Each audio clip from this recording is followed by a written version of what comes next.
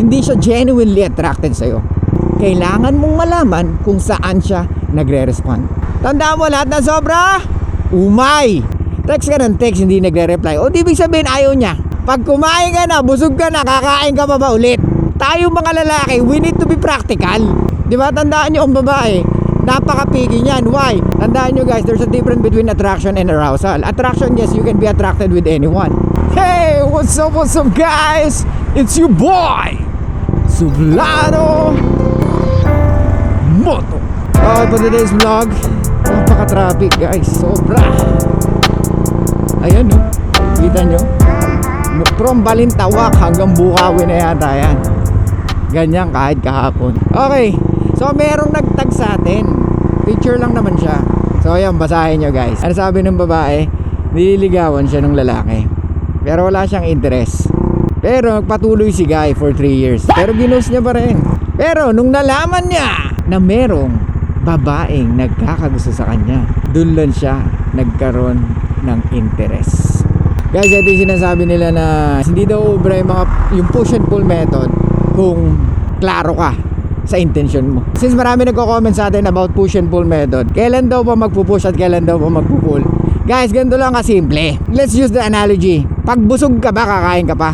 Oh, di ba? Maliban na lang kung masiba ka. Pero anong ending? Tumataba ka. Nagiging overweight ka, nagiging obese ka. Anong nangyayari? Nagiging unhealthy ka. So same thing sa babae, Brad. Push and pull. Pag push ka ng push, ibig sabihin ko is nandyan yung message ka ng message. So same thing pag gutom ka. Kakain ka, di ba? So push and pull, Brad. For example, nag-date kayo. Pagkasama na kayo for 3 hours. Pag uwi mo na ba, gusto ba mag-text pa rin kayo? Dapat hindi na. Hayaan mo namnamin niya yung pagsasama nyo. Hayaan mo namnamin niya yung mga napagkwentuhan nyo. Namnamin niya yung mga bagay na sinabi mo o yung mga nakwento mo. Hayaan mong maramdaman niya na worth it ba yung time na in-spend niya sa'yo. Pero una pa lang, kung alam niyang worth it, talaga mararamdaman niya kaagad she's happy. Una pa lang, Brad, bago pa lang kayo maghiwalay, nararamdaman niya na, naku, may second date to. I want to have second date. So since marami nga nagme-message sa atin regarding sa push and pull at nagko-comment, ano daw ba yung push and pull? So ito yung the best example. So tandaan nyo guys, kailangan nyo maramdaman, after date nyo, kailangan nyang maramdaman na talagang worth it yung pagsasama nyo at nag-enjoy siya. Hindi mo pwedeng kulitin siya uli after nyo magkasama or after nyo makauwi. Hindi pwedeng ganun. Hindi siya mag-wonder. She needs to wonder about you. Diba? Lagi ko naman sinasabi yun. Kailangan niya ng mystery. And that's the way how to simulate women's emotion. Okay? Na hindi ka mag-reply or hindi ka na mag-message sa kanya para at least mag-wonder siya kung anong ginagawa mo. Tandaan nyo guys, there's a difference between attraction and arousal. Attraction, yes, you can be attracted with anyone. Pero isang tao lang pwede makapagpa-arouse sa'yo ng emotions mo. Especially sa babae. Hindi sila logical. Kaya pag sinabi nila yung push and pull, hindi daw uubra. Pag ano ka na, pag klaro ka na or clear ka na sa intention mo. Kalokohan yun. Yung mga nagsasabing gano'n, hindi nakakapull yun. Maniwala ka sa akin. Kailan pa naging attractive yung mga lalaki na klaro sa intention nila? Di ba? Ang gusto ng babae, hindi niya alam kung saan niya ilulugar yung sarili niya. Yun ang nakakapagparos ng emotions niya. Hindi yung sinasabi mo na dapat klaro ka sa intention mo. Ito nga, kagaya ng sinabi ko sa comment, di ba? So mag-a-apply ka ng trabaho. So gusto mo wala na interview, pasok ka na kagad, tanggap ka na kagad. Hindi ganun yun. They want to know first kung karapat-dapat ka. So same thing sa babae.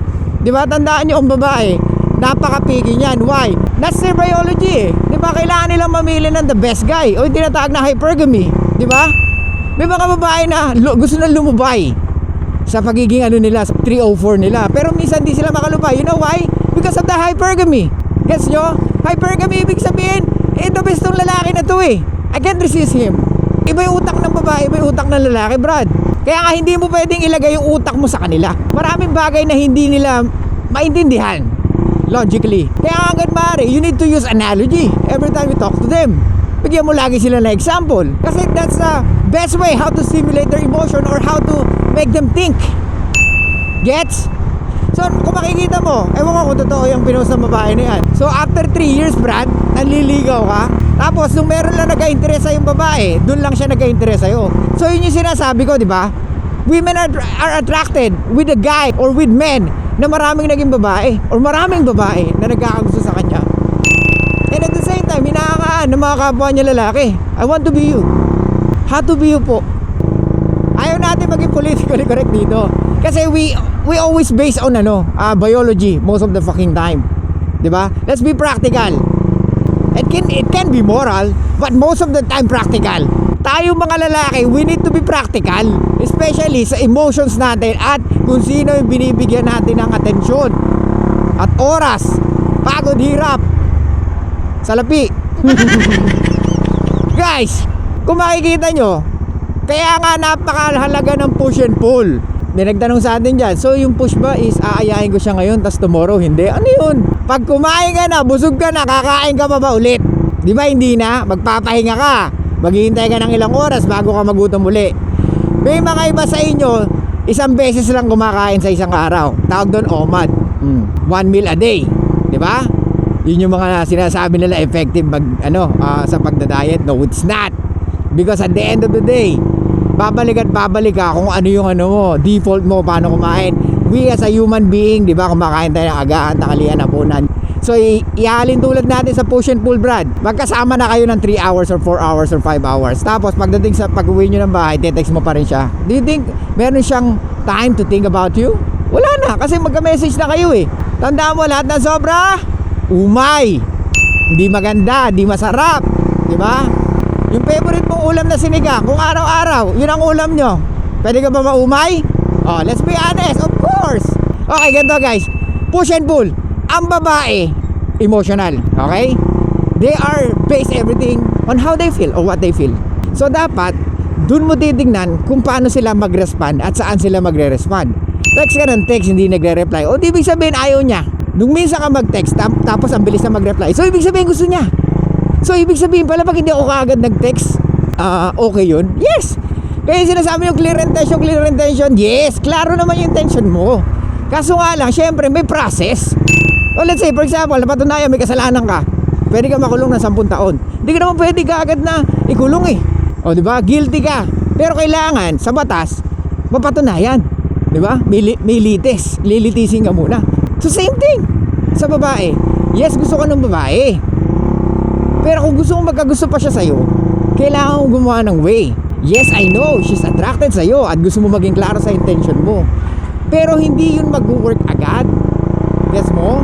Kailangan mo munang mag-create ng more attraction. Kailangan mo munang malaman kung saan siya magre-respond. Uulitin ko, kailangan mong malaman kung saan siya nagre-respond.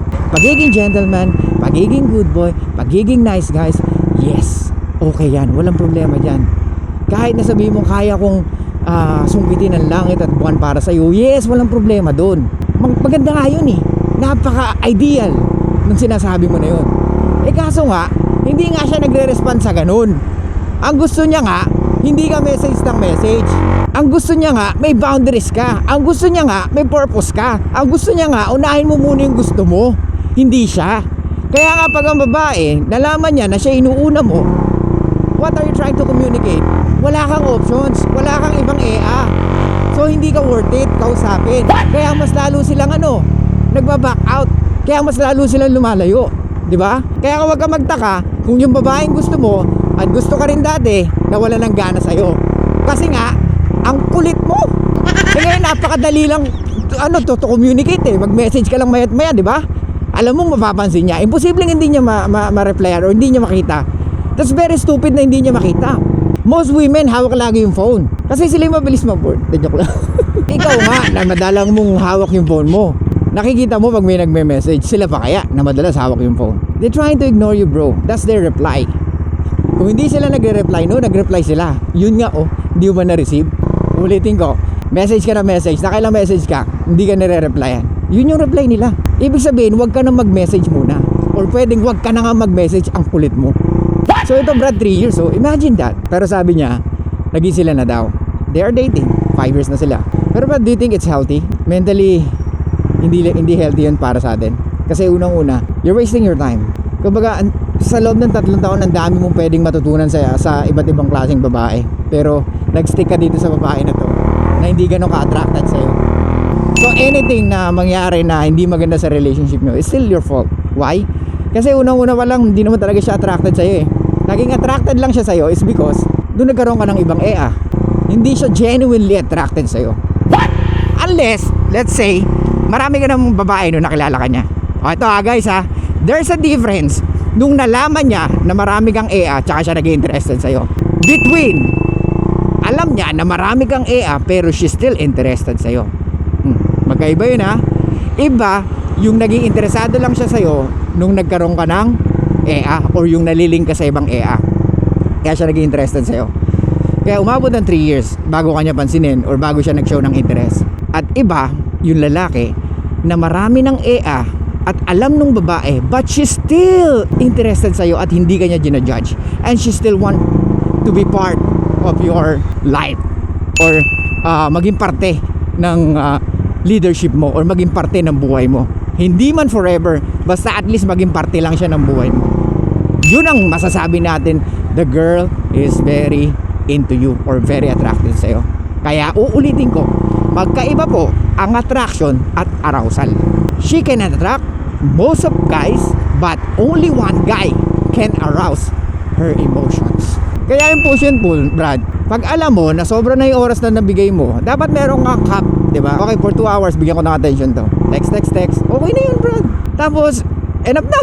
O magka-text sa'yo sa morning. O tapos sa tanghali na uli. O tapos sa gabi na gawin mong hapon, gawin mong parang pagkain.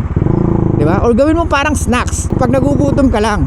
Kaso sa iba sa inyo, putya, halatang walang ginagawa sa buhay, kaya message kayo ng message. Kaya nakikita niya sa inyo, putya, wala akong dito sa lalaki na to. Ano mangyayari sa buhay ko? Paano pa pag naging kami? Lahat ng oras niya nasa akin? Hindi pwede yun. Tandaan nyo guys, ang babae, leadership ang hinahanap sa lalaki. Kung ikaw, wala kang leadership sa sarili mo, kung ikaw hindi mo kayang i-lead mismong sarili mo, pati oras mo, how she can trust you, bro? Panay message mo panay kulit mo Sinabi na ang push and pull, ang kulit mo It's not manipulation. May nagsasabi sa inyo manipulation. You know it's not. Sabi ko nga parang pagkain yan. Pag busog ka, huwag ka na munang kumain, di ba? Kasi tataba ka, mag-overweight ka, magiging obese ka. It can affect your yung katawan mo, yung pisig mo, di ba? Tataas lahat. Cholesterol mo, sugar mo. So same thing sa babae. Yung mga dating hindi niya nakikita niya na. Di ba nakikita niya all the negativity. Ayoko na dito sa lalaki na to, ang kulit-kulit, how much more pag naging kami. Hindi ko kayang bigyan to ng oras-oras. Dahil ang babae, tandaan mo, may sarili ring mundo yan. Lagi nakapokus sa sarili nila yan. Ano kaya magandang makeup? Ano kaya magandang dress? Kung may chismis kang dala, pwede. Makapatulang ka niyan. Diba? Kung marami kang chismis na ichichika sa kanya, baka pwede pa kayo magchikan. Kaso nga lang, magiging besties na kayo. Hindi na kayo magjowa. Kaya guys, ulit-ulitin ko, tignan nyo mabuti kung saan siya nagre-respond. Alright? Push and pull, effective yan. Pero gawin yung parang default niya na. So ibig sabihin mo, hindi ko siya text kahit miss na miss ko siya? Na-miss mo na ba kagad after an hour? Brad, we need to control our emotions, okay? Kailangan mong isang tabi muna yung nararamdaman mo. Ang importante dito is kung paano mo siya ililid. Ang importante dito is how you will create more attraction hanggang sa ma-arouse mo ang emotions niya at alam mo kung saan na siya nagre-respond. Okay? So yun lang guys, thank you so much. I'll see you guys next time. And bye-bye. Show love.